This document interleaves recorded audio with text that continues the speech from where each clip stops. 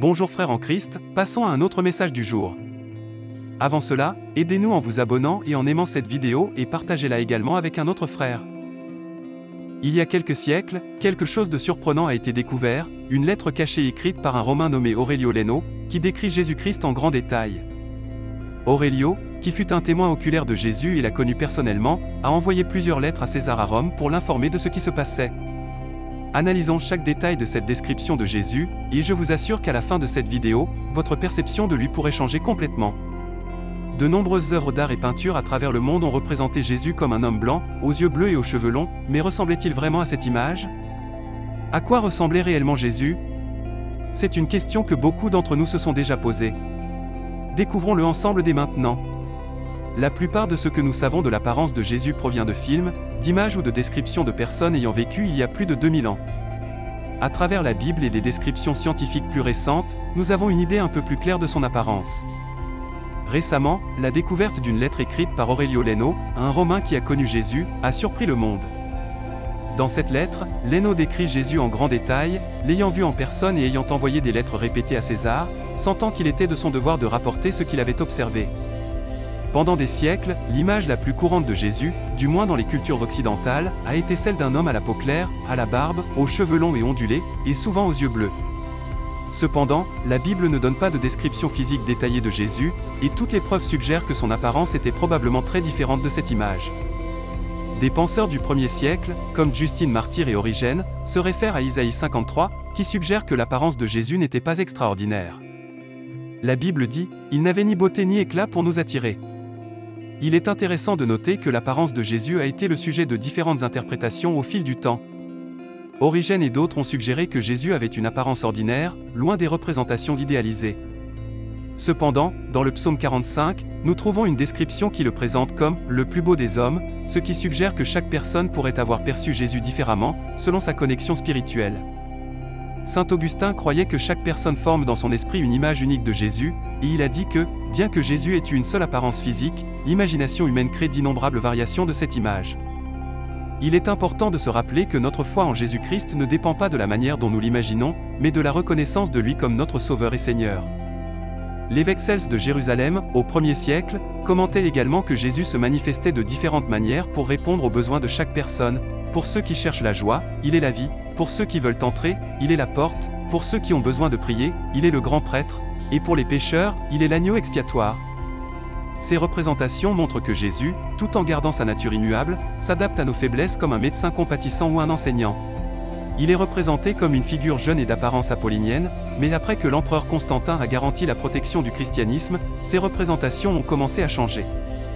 Au 1er siècle, l'image du Christ a subi une transformation significative, la représentation d'un Jésus barbu devenant prédominante. Ce développement pourrait être lié à la sécurité nouvellement acquise pour exposer des reliques précieuses, telles que le mandilion. De nombreux érudits croient que cette relique est aujourd'hui connue sous le nom de suaire de Turin et le voile de Véronique, tous deux contenant des images miraculeuses du Christ. La seule description physique de Jésus provient d'une copie d'une lettre du consul romain Leno à l'empereur Tibère, découverte dans un monastère avec d'autres documents anciens. Selon cette copie, la lettre originale date de la 12e année du règne de Tibère. Il existe des archives historiques qui confirment la présence de Leno en Judée lors du procès et de la crucifixion de Jésus, et sa famille est mentionnée par l'historien juif Flavius Joseph dans son livre Antiquité judaïque. Cependant, certains érudits remettent en question l'authenticité de cette lettre, qui décrit Jésus comme un homme au visage noble, avec des cheveux clairs et ondulés, des sourcils arqués, des yeux d'un bleu intense et une expression de grande grâce. Il avait un long nez, une barbe presque blonde et des cheveux longs qui n'étaient jamais coupés. Sa peau était bronzée, avec une teinte semblable à celle du maïs mûr, et son visage exprimait un mélange de gravité, de sagesse, de douceur et de bonté. Nous pouvons combiner cette description avec les données du suaire de Turin pour créer une image plus complète du Christ. Le professeur Giovanni Giudica Cordiglia, spécialiste du suaire et en médecine légale, a analysé ces informations et a conclu que l'homme enveloppé dans le suaire possédait une beauté remarquable, mesurait environ 6 pieds de hauteur, et avait un physique parfaitement proportionné, agile et harmonieux. Malgré les dommages significatifs au tissu, on peut observer que le visage était doux et gentil, avec des traits allongés, un front large et droit, et un nez qui, bien que droit, était légèrement incliné vers le bas. Les joues étaient proéminentes et légèrement saillantes. Selon les calculs réalisés jusqu'à présent, le Christ semblait être en bien meilleures conditions physiques que la plupart des gens de son époque. En analysant les données faciales, on a déterminé que sa capacité crânienne était de 1750 cm3, ce qui indique qu'il possédait une grande tête, avec un coefficient de 95, suggérant que son cerveau pesait d'environ 1 kg. Cela est bien au-dessus de la moyenne, ce qui indique une intelligence extraordinaire. En 1940, l'artiste Warner Sallman a créé une peinture intitulée « Tête du Christ », qui a été reproduite des centaines de millions de fois sous différents formats, tels que des gravures, des signets, des cartes de condoléances, des annonces funéraires, des bulletins d'église, des badges, des calendriers, des montres, des tasses, des autocollants, des panneaux d'affichage et des porte-clés. Stephen Protro, auteur de « American Jésus », soutient que cette image du Christ créée par Sallman a transformé Jésus non seulement en une célébrité, mais aussi en une icône nationale, instantanément reconnaissable par les Américains de toutes origines. De plus, Protro suggère que la « tête du Christ » est devenue la représentation religieuse la plus courante dans le monde entier. Dépassant même la célèbre « Dernière scène » de Léonard de Vinci et diverses autres œuvres d'art religieux, dans les années 90, Wendell Lilly a financé une étude sur l'impact de l'art de Sallman sur la religion aux États-Unis. Pour mener cette étude, l'historien de l'art David Morgan a compilé une collection d'essais et de présentations, qui ont été publiés sous forme de livres. Warner Sallman, une figure éminente du protestantisme américain, a créé une œuvre qui a eu un impact significatif. Pendant le développement de ce projet, Morgan a reçu plus de 500 réponses personnelles concernant le travail de Sallman. La majorité des participants ont affirmé que l'image capturait avec précision l'apparence de Jésus, la considérant comme la représentation la plus fidèle jamais créée. Cela est particulièrement intéressant, étant donné que personne dans les années 90 n'avait vécu au 1er siècle pour voir Jésus en personne. Morgan croit que la perception d'authenticité de cette image est largement influencée par le réalisme photographique atteint grâce à des contours doux et un éclairage délicat, rappelant les photographies de studio que beaucoup d'entre nous portons dans nos sacs et portefeuilles avec des photos de nos proches. Un autre facteur qui peut expliquer l'attachement fort du public à cette représentation du Christ est que le portrait montre Jésus en gros plan, isolé, capturé uniquement des épaules vers le haut. N'étant pas lié à une époque, un lieu ou un récit spécifique, le Jésus de Sallman peut être facilement intégré dans notre contexte personnel. L'image de Jésus, qui semble nous regarder directement, transmet chaleur, gentillesse et compassion, reflétant le Sauveur que beaucoup d'entre nous imaginons en lisant les évangiles. D'un autre côté, sur la base de preuves archéologiques et de textes bibliques, on peut déduire que Jésus portait probablement une tunique simple en laine, laissant ses pieds visibles, et qu'il ne possédait pas d'ornements extravagants. Ses vêtements étaient simples, composés d'une tunique et d'un manteau qui l'aidait à se protéger du froid, et ses sandales étaient semblables à celles que nous portons aujourd'hui. Étant donné que les vêtements étaient des articles coûteux à l'époque, il est possible que Jésus ait dû les raccommoder fréquemment, à moins que quelqu'un ne lui ait offert des vêtements neufs. La Bible offre peu de détails sur l'apparence physique de Jésus. Presque tout ce que nous savons provient des 4 premiers livres du Nouveau Testament, Matthieu, Marc, Luc et Jean. Ces évangiles nous disent que Jésus était juif, qu'il est né à Bethléem et qu'il a grandi à Nazareth, en Galilée, au cours du 1er siècle. Lorsqu'il a commencé son ministère, il avait environ 30 ans, comme mentionné dans Luc 3h23. Cependant, la Bible ne décrit pas son apparence physique en détail, et lorsqu'il a été arrêté dans le jardin de Gethsémani, il ne se distinguait pas physiquement des autres, au point que Judas Iscariote a dû l'identifier aux soldats parce qu'il ressemblait à ses disciples. Certains chercheurs pensent qu'Apocalypse 1h15 offre un indice sur l'apparence de Jésus, suggérant qu'il avait un teint plus foncé et des cheveux de texture épaisse. Le texte dit « Sa tête et ses cheveux étaient blancs comme de la laine, aussi blancs que la neige, et ses yeux comme une flamme de feu, et ses pieds, semblables à du bronze poli. » L'image de Jésus a beaucoup changé au cours de l'histoire de l'art chrétien. Dans les premiers temps, il était souvent représenté comme un jeune homme imberbe, symbolisant l'innocence et son rôle de bon berger. Ces images étaient courantes dans les catacombes de Rome et dans les anciens mosaïques chrétiens, mettant en avant son caractère accueillant et protecteur. Certaines des plus anciennes représentations de Jésus, datant du 1er siècle, plus de 2000 ans après sa mort, ont été découvertes dans les catacombes de Sainte-Domitie à Rome, où il est montré comme un jeune berger sans barbe, avec les cheveux courts, portant un agneau sur ses épaules. Une représentation rare de Jésus a été découverte en 2018 dans les ruines d'une église dans le sud d'Israël. Cette peinture du VIe siècle est la plus ancienne image du Christ trouvée en Israël. À cette époque, il était courant de représenter Jésus avec des cheveux courts et bouclés, en particulier dans les régions orientales de l'Empire byzantin, comme l'Égypte et la Syrie-Palestine. Cependant, ces images de Jésus ont disparu avec le temps de l'art byzantin. À partir du 1er siècle, l'image de Jésus avec des cheveux longs et une barbe a commencé à prévaloir, fortement influencée par les représentations des dieux grecs et romains, notamment la figure puissante de Zeus. Pendant cette période, Jésus a commencé à être représenté portant une longue tunique et assis sur un trône, comme on peut le voir dans la mosaïque du VE siècle de l'autel de l'église Sainte-Pudancienne à Rome. Parfois, il était montré avec une auréole autour de la tête. Cependant, toutes les représentations de Jésus n'ont pas suivi ce modèle. Dans différentes parties du monde, de nombreuses cultures ont créé des représentations de Jésus qui ressemblaient à l'identité raciale prédominante dans chaque lieu. Parmi les nombreuses reliques associées à Jésus, l'une des plus connues est le Saint-Suaire de Turin, qui est apparu entre les années 500 et 1000. Les croyants affirment que Jésus a été enveloppé dans ce tissu de lin après sa crucifixion et que le Saint-Suaire montre clairement l'image de son visage. Bien qu'il y ait beaucoup de controverses sur l'authenticité du Saint-Suaire, beaucoup le considèrent encore comme une référence importante sur l'image de Jésus. En 2011, l'artiste et médecin retraité Richard Neave a dirigé une équipe d'anthropologues médico-légaux israéliens et britanniques, ainsi que des programmeurs informatiques, pour créer une nouvelle image de Jésus, en utilisant comme base un crâne israélien du 1er siècle après Jésus-Christ. En utilisant des modèles informatiques et les connaissances sur l'apparence des Juifs de cette époque, ils ont créé une représentation qui, bien qu'elle ne soit pas une reconstitution exacte, offre une vision différente et intéressante de ce à quoi Jésus aurait pu ressembler. Les chercheurs suggèrent que Jésus aurait pu être une personne mesurant environ 1,60 m, avec une peau et des yeux foncés, et des cheveux courts et bouclés.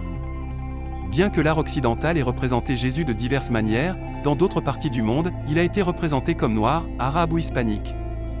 Cependant, la grande question reste, à quoi ressemblait vraiment Jésus ? Une réponse intéressante vient du domaine de l'anthropologie médico-légale, une science fascinante qui utilise des méthodes similaires à celles de l'enquête criminelle pour reconstruire des visages historiques. Des scientifiques britanniques, en collaboration avec des archéologues israéliens, ont créé ce qu'ils croient être l'image la plus précise du visage de Jésus, en combinant des données culturelles, archéologiques et scientifiques.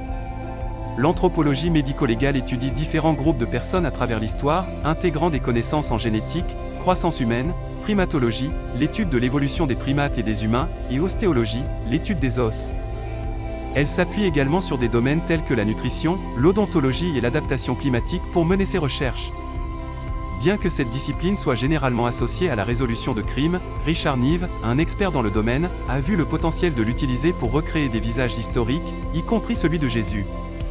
Neave, connu pour avoir recréé les visages de figures historiques telles que Philippe Ier de Macédoine et le roi Midas de Phrygie, a utilisé son expérience vaste pour tenter de capturer l'apparence réelle de Jésus.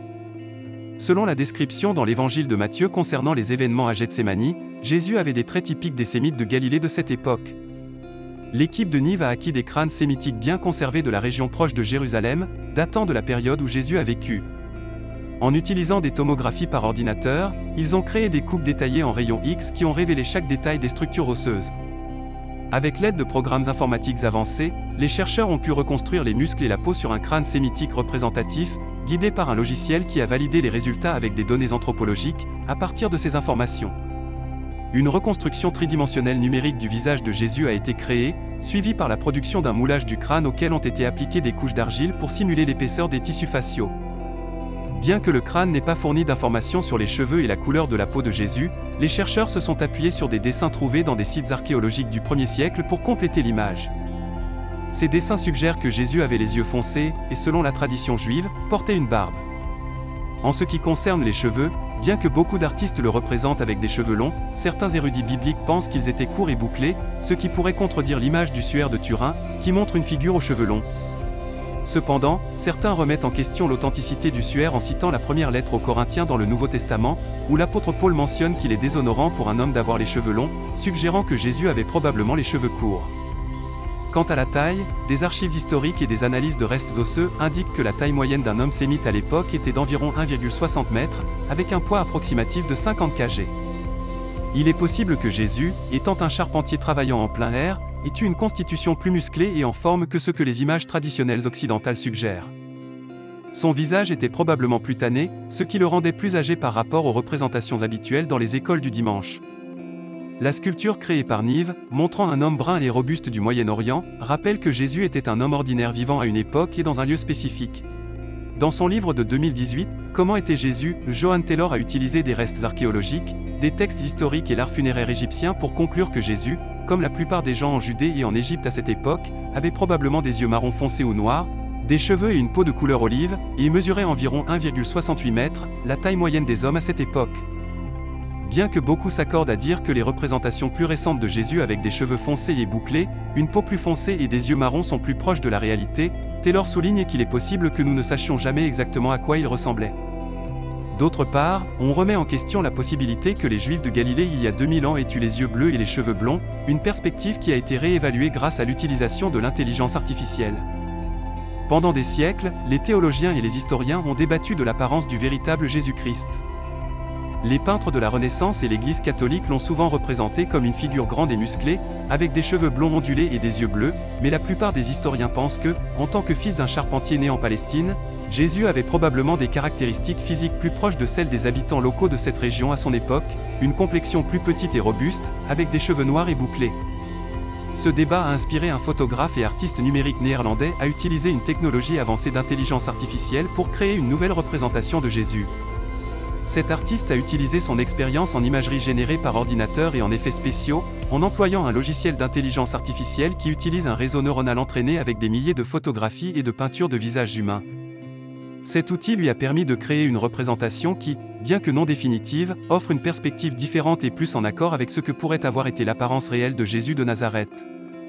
Cette application de l'intelligence artificielle combine différentes sources d'images de visage et crée une version synthétisée guidée par les choix artistiques de l'utilisateur, qui a commencé par incorporer diverses influences culturelles sur Jésus. Alors que des sculptures et des mosaïques de figures comme César et d'autres personnages du 1er siècle ont été retrouvés, les premiers chrétiens n'ont pas créé d'images ou de statues de Jésus, respectant les traditions juives de l'époque. Lorsque Dieu a remis les 10 commandements, il a clairement indiqué que son peuple ne devait pas créer d'images sculptées ni de représentation de quoi que ce soit dans le ciel, sur la terre ou dans les eaux sous la terre. Dieu a interdit l'adoration des idoles, car il est le seul vrai Dieu. Cette interdiction a été renforcée après avoir libéré les Israélites de l'esclavage en Égypte, pour qu'ils ne succombent pas à la tentation d'adorer des idoles, qu'il s'agisse de figures humaines, comme le pharaon, ou d'animaux. Si vous avez grandi en voyant des images du Christ dans des vitraux, des icônes ou des statues, sachez que ces représentations sont le fruit de l'imagination des artistes. La plus ancienne image connue de Jésus a été trouvée en Syrie et date d'environ 235 ans après sa résurrection. L'une des plus anciennes églises chrétiennes du monde est l'église de Doura Europo, où l'on trouve une image de Jésus guérissant un paralytique. D'autres images anciennes montrent un Jésus jeune, représenté comme un berger dans les catacombes romaines vers l'an 400. Dans l'Église primitive, l'art était un outil essentiel pour enseigner la Bible, surtout aux croyants qui ne savaient pas lire. Les peintures et les sculptures aidaient à se souvenir des histoires sur Jésus. L'art faisait partie de la culture romaine et a été incorporé au christianisme dès le début. L'influence des cultures romaines, grecques et syriennes a façonné l'utilisation des représentations artistiques dans l'Église. Des œuvres anciennes, des peintures et même des images modernes reflètent la vision de l'artiste et la culture de l'époque. Par exemple, en comparant les peintures du Christ du XVe siècle de Rembrandt avec des manuscrits enluminés d'époques antérieures, on peut observer comment la perception du Christ a évolué au fil du temps. Les représentations de Jésus au Moyen-GE montrent comment la vision des artistes et la culture ont influencé son apparence, des vêtements jusqu'à la coiffure. Cela nous amène à une question importante, qu'est-ce que cela signifie pour nous aujourd'hui ? Comme nous n'avons pas d'image ou de statue de Jésus créée de son vivant, nous sommes rappelés que Dieu valorise ce qui est dans le cœur, et non ce qui est visible extérieurement. Lorsque le prophète Samuel a été envoyé pour choisir le roi d'Israël, Dieu lui a ordonné de ne pas se concentrer sur l'apparence ou la taille de Saül. Bien qu'il semblait être un roi approprié, Dieu a dit à Samuel de ne pas se soucier de l'apparence, car il regarde le cœur. Cela nous enseigne à ne pas nous juger nous-mêmes ni les autres uniquement sur l'apparence. Jésus nous a également conseillé de ne pas porter de jugement superficiel, mais d'évaluer avec justice. Curieusement, les évangiles de Matthieu, Marc, Luc et Jean, écrits par des personnes qui ont accompagné Jésus, ne décrivent pas son apparence physique. Cela renforce l'idée que l'essence de Jésus et le message qu'il a apporté sont plus importants que tout détail visuel. Notre valeur ne vient pas de la manière dont nous nous voyons ou de notre popularité, mais de l'amour de Dieu pour nous. Parfois, il est plus facile d'imaginer Jésus avec une lumière éclatante dépassant celle du soleil que de penser à quelqu'un sans beauté, mais nous n'avons pas besoin d'une image parfaite de Jésus pour ressentir la puissance de son salut dans nos vies. Nous n'avons pas besoin de le voir maintenant pour reconnaître son amour. À la fin de nos vies, tous ceux qui croient en Jésus peuvent être certains d'une chose, il y aura un jour où Jésus nous accueillera de manière pleinement évidente. En conclusion, alors que nous continuons d'explorer qui était Jésus et à quoi il aurait pu ressembler, rappelons-nous que le plus important n'est pas son apparence physique, mais le message d'amour, de salut et d'espoir qu'il nous a laissé. Jésus nous a appris à regarder au-delà du visible, à valoriser ce qui est dans le cœur et à vivre une vie guidée par la foi et l'amour de Dieu. Maintenant, je vous invite à partager vos pensées dans les commentaires. Comment imaginez-vous Jésus? Qu'est-ce qui résonne le plus en vous dans son message? Si vous aimez ce contenu, n'oubliez pas de liker la vidéo et de la partager avec d'autres pour que plus de gens puissent réfléchir à cette histoire fascinante et profonde. Et avant de nous dire au revoir, rappelez-vous que 2 autres vidéos de notre chaîne apparaîtront à l'écran. Je vous encourage à les regarder et à continuer d'approfondir ces sujets qui nous passionnent tant. On se voit dans la prochaine vidéo. Que Dieu vous bénisse et vous protège toujours. Amen.